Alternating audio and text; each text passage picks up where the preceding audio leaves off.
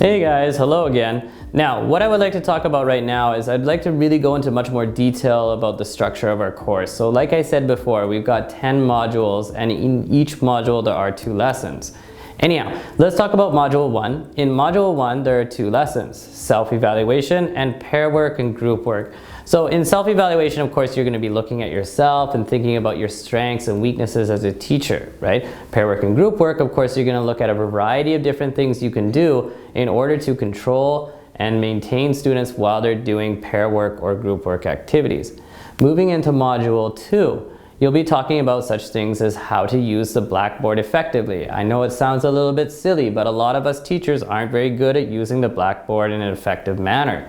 After that, you're going to be taking a look at presenting vocabulary. And again, this is a very crucial lesson because a lot of what you'll be doing as a teacher is presenting something every single day. And as an English teacher, you're going to be presenting vocab on a regular basis, right? So anyhow, moving on to Module 3. We're going to be taking a look at asking questions, so that will involve different types of questions that you can ask students and how to get them to speak up as much as possible. And you're also going to be taking a look at presenting structures. Again, presenting structures, just like presenting vocab, is hugely important because structures is all about teaching grammar, right? Okay, moving on to Module 4. We've got practicing structures. So we're going to be taking a look at first, before that, we looked at how we were going to present them. Then we're going to look at practicing them. So a lot of different things can be done, right? And after that, we're going to take a look at reading activities. Ooh, sounds exciting. Reading activities. Okay, all right. Moving into Module 5, we're going to be taking a look at such things as visual aids. Now, this is actually more aimed at children. So, of course, you're going to be looking at how we can make awesome, effective flashcards or maybe charts or PowerPoint and stuff like that. It's really quite interesting. And after that, you guys will be finally taking a look at planning a lesson, right? Making a lesson plan. This is hugely important because this is related to your final assignment actually, because you'll have to make an actual lesson plan. And a lot of teachers, we don't just do work in the classroom, we do work at home or during our breaks. And a lot of that time is spent actually making good lesson plans. And if you can make good lesson plans, you can have successful classes, right? So hugely important. Anyhow, after that, you guys would be taking your midterm test. And when it comes to your midterm test will be comprised of, true and false questions, multiple choice, and a few written questions, right? So, and that will cover all the information from Module 1 to Module 5. So, before you take the midterm test, make sure that you review your notes, possibly rewatch the videos, and just get ready for it, right? Because it's not a big joke. It's actually not very easy. Anyhow, guys, jumping into Module 6, we've got some different stuff to look at. We're going to be talking about writing activities, and we're also going to be talking about something called eliciting. Eliciting is actually a fairly hard topic, and I can't really explain it in detail right now, but yes, definitely something to watch out for. When we move into Module 7, we're going to be talking about correcting students' errors. Now, of course, every single day, your students are never going to be perfect, right? They're going to make oral mistakes, they're going to make written mistakes. So we've got to learn how to deal with those mistakes in an effective manner, right? And how to correct those mistakes in a way that kind of encourages students not to, feel bad about themselves, but for them to continue striving to improve their English, right? Anyhow, after correcting errors, you guys will also be taking a look at listening activities, which can be a lot of fun, and how to make them and this kind of stuff. All right, jumping into Module 8, we'll be talking about teaching basic reading, and this is good for people who really plan on teaching low-level beginner students, right? Because a lot of students in the beginning, like, how do they learn how to read?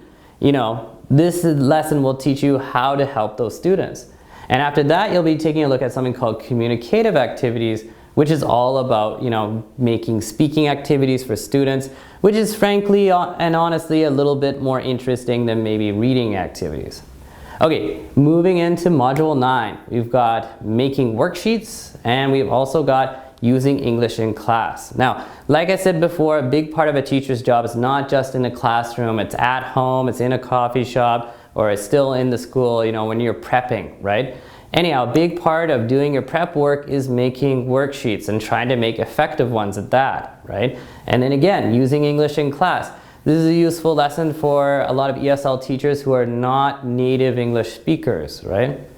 Anyhow, lastly but not least, there's module 10. And in module 10, you guys are going to be going over classroom tests, how to make them effective, etc. And you're also going to be taking a look at planning a week's teaching, right? Of course, as a teacher, you're going to be making lesson plans for almost every single day, right? But you should also be thinking about how can you plan your lesson plans out for an entire week. So again, very crucial lesson. Once you complete watching all the videos and you've completed the quizzes and you've completed the midterm, then it's time for you guys to take the final test. Now, the final test will be covering everything from Module 6 to Module 10, right? So again, just like the midterm test, make sure that you review your notes, rewatch videos if you're confused about something, and just get ready for it, right? But after you complete the final test, it's not done yet. You've still got a final assignment. And like I said before, your final assignment is all about making a lesson plan. Now, what I need from you guys when you guys are making your final assignment is that you write a minimum of 2 pages, right? 2 pages, 3 pages, that's basically good enough, right? But you're gonna make a lesson plan, 2 to 3 pages. Then what you're gonna be doing is in your lesson plan, you're wanting to teach something, right? So you need to teach a minimum of 5 new words and also a minimum of 1 structure. I prefer if you guys actually write more than that, and actually maybe you want to teach 2 structures and you want to teach 10 words. Great, give it to me, right? And I'd also like to see in your lesson plans that you include a minimum of 5 different stages, right? You can include more than that, and I'd be happy if you do. But you should include such stages such as, introduction, presentation, practice, production, review, listening, reading, etc., etc. The lesson plan is actually up to you. And I should also tell you guys that the kind of students that you're aiming at, it's also up to you. Maybe, in the future you want to teach in a kindergarten. Great, that's wonderful. Make a lesson plan aimed at, younger students and, kind of beginners. That's fine, but that doesn't mean that you don't need to write as much. You should also make a very detailed lesson plan, right? If you guys attempt to teach, higher level students, maybe at an intermediate level, upper intermediate, or maybe even advanced, I'm gonna be really, really pleased with that, of course, too. But again, I still expect that you guys write as much as possible and explain as much as you can. And some really quick tips for your final assignment. Please make sure that you write down how long you think each individual stage should take to complete, right? Also, organize it as neatly as possible, right? And make sure that you also write as much as possible. I think I said that before, but I can't stress that enough because in times past, there were students who just didn't write enough and then I couldn't understand what they wanted to accomplish, right? So always write as much as possible. Anyhow, guys, that's an in-depth look at the overall structure of Global College's TESOL course, and I'll see you next time.